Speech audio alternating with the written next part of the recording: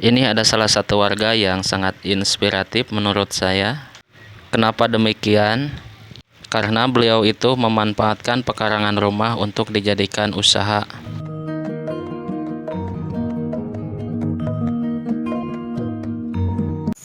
Assalamualaikum warahmatullahi wabarakatuh. Kembali lagi bersama saya di channel PDC ataupun Petualangan Desa Channel. Oke, di petualangan kali ini saya berada di pesawahan yang berada di Kampung Pasir Nangka, Desa Sukaluyu, Kecamatan Cijati, Kabupaten Cianjur. Ingin tahu kelanjutan videonya seperti apa dan bagaimana? Ayo tonton terus videonya sampai selesai. Dan seperti inilah suasana pesawahan yang berada di Kampung Pasir Nangka. Kita lanjut ke sebelah sana, siapa tahu di sana menemukan ataupun ketemu dengan salah satu warga sini. Dan di sini pematang sawahnya selalu ditanami dengan pohon kelapa. Mengapa demikian? Karena menurut warga, pohon kelapa itu bisa meminimalisir bencana alam seperti pergerakan tanah, longsor, dan yang lainnya. Dan di Kampung Pasir Nangka ini, menurut cerita warga, ada salah satu warga yang sangat inspiratif. Pokoknya ikuti terus videonya sampai selesai.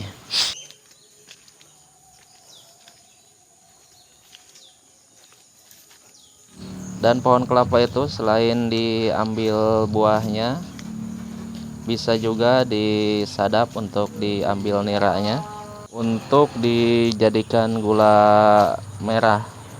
Dan untuk perkiraan dari satu pohonnya itu bisa menghasilkan 2 liter nira, karena satu pohonnya itu suka ada 2 tandan yang bisa diambil niranya.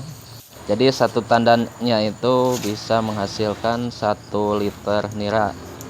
Namun warga di sini nggak memanfaatkan pohon kelapa untuk diambil niranya, hanya diambil buahnya saja untuk dijual ke pengepul. Satu butirnya itu dihargai Rp1.000, ada juga yang 1.500, tergantung besar kecilnya si buah kelapa itu. Jadi diperkirakan dari satu pohonnya itu bisa menghasilkan uang senilai 20.000. Jadi diambil rata-ratanya saja, satu pohonnya itu menghasilkan 20 butir kelapa. Kalau dihargai Rp1.000, jadi totalnya 20.000. Kalau dihargai dengan 1.500, tinggal kalikan saja.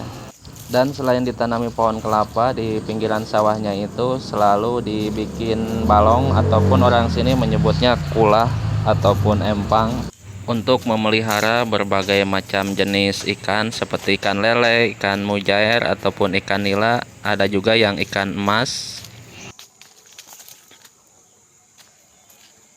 Kita lanjut ke sebelah sana, ke perkampungannya. Seperti apa suasananya di perkampungan yang berada di Kampung Pasir Nangka ini. Dan di sebelah sana ada madrasah yang biasa digunakan anak-anak untuk mengaji di malam hari. Dan di sampingnya ada tumpukan kayu, sepertinya buat ngerenovasi madrasahnya karena kelihatannya sudah lumayan tua. Kita lanjut ke sebelah sana, karena saya penasaran dengan aktivitas warga yang berada di kampung ini. Kebetulan sekarang pukul 17 sore hari. Kita lanjut ke sebelah atas. Dan mohon maaf, ini videonya kurang enak dilihat karena saya merekamnya menggunakan HP kentang ataupun menggunakan HP Oppo A16. Jadi hasil videonya agak ngeblur dan kurang stabil. Dan di sini ada rumah panggung yang menjadi ciri khas rumah pedesaan yang berada di Jawa Barat. Dan di kampung sini rumahnya ada juga yang sudah permanen, seperti yang terlihat di depan sana. Di sana juga ada salah satu warga yang sedang momong anaknya.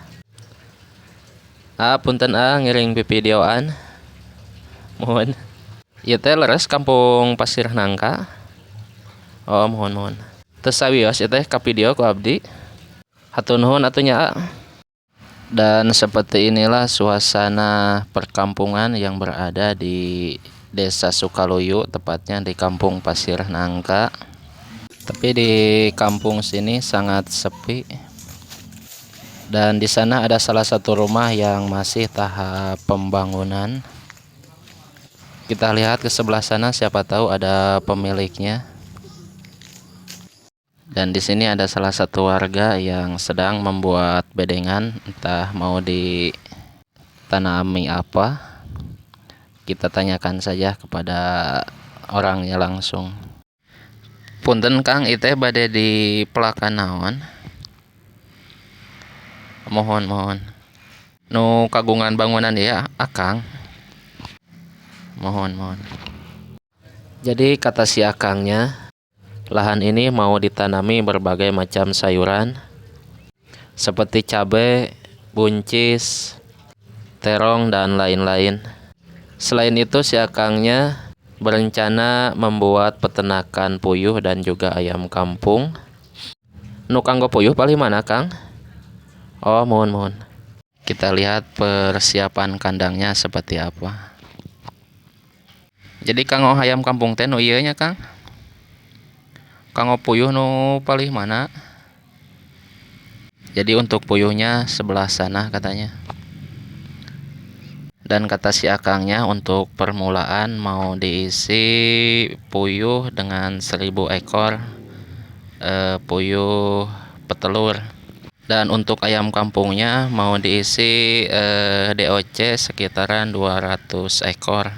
Semoga saja apa yang direncanakan oleh si Akang berjalan lancar. Dan si Akang ini menjadi inspirasi buat saya khususnya yang memanfaatkan pekarangan rumah untuk dijadikan usaha walaupun dengan skala kecil. Tapi namanya juga usaha harus dimulai dari hal-hal yang kecil dulu. Dan kata si Akang sebelumnya sudah pernah melihara puyuh dengan kapasitas 1000 ekor dan juga ayam kampung dengan kapasitas 100 ekor. Hasilnya lumayan menjanjikan. Dan untuk ayam kampungnya sekarang mau ditambah jadi 200 ekor. Oke, segitu dulu untuk video kali ini. Saya ucapkan terima kasih yang sudah menonton.